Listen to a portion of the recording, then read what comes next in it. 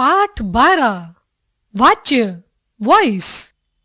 वाक्य में कर्ता, कर्म और क्रिया तीनों तत्व अपनी अपनी जगह महत्वपूर्ण हैं। वाक्य में क्रिया कभी कर्ता के अनुरूप होती है, कभी कर्म के अनुरूप, तो कभी दोनों से स्वतंत्र दिखाई देती है। ऐसी स्थिति में भाव की प्रमुखता होती है। जैसे गौरीश फुटबॉल खेलता है। गौरीश द्वारा फुटबॉल खेली जाती है। गौरीश से खेला जाता है। इन वाक्यों से स्पष्ट होता है कि पहले वाक्य में क्रिया कर्ता के अनुसार है, दूसरे में कर्म के अनुसार है और तीसरे वाक्य में क्रिया स्वतंत्र है। यहाँ भाव की प्रधानता है। क्रिया के जिस रूप से यह पता चले कि क्रिया कर्ता के अनुसार है या कर्म के अनुसार है अथवा भाव के अनुसार है, उसे वाच्य कहते हैं। वाच्य के भेद। वाच्य के 3 भेद होते हैं: कर्तृवाच्य, कर्मवाच्य और भाववाच्य। वाच्य के भेद: कर्मवाच्य, कर्तृवाच्य, भाववाच्य। 1.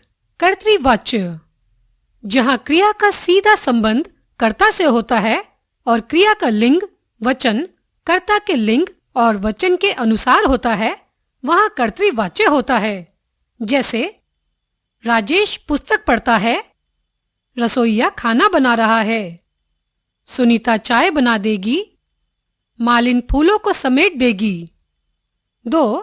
कर्मवाच्य, जहां कर्म की प्रधानता होती है और वाक्य की क्रिया का लिंग और वचन वाक्य के कर्म के लिंग और वचन के अनुरूप होता है, वहां कर्मवाच्य होता है। जैसे सोनल द्वारा समाचार पढ़े गए, पैकेट पहुंचा दिए गए हैं, श्री रामचरितमानस तुलसीदास द्वारा लिखी गई, ऑफिस द्वारा भुगतान कर दिया गया है। 3. भाववाच्य, जहां कर्ता या कर्म की प्रधानता न होकर भाव की प्रधानता हो, वहां भाववाच्य होता है।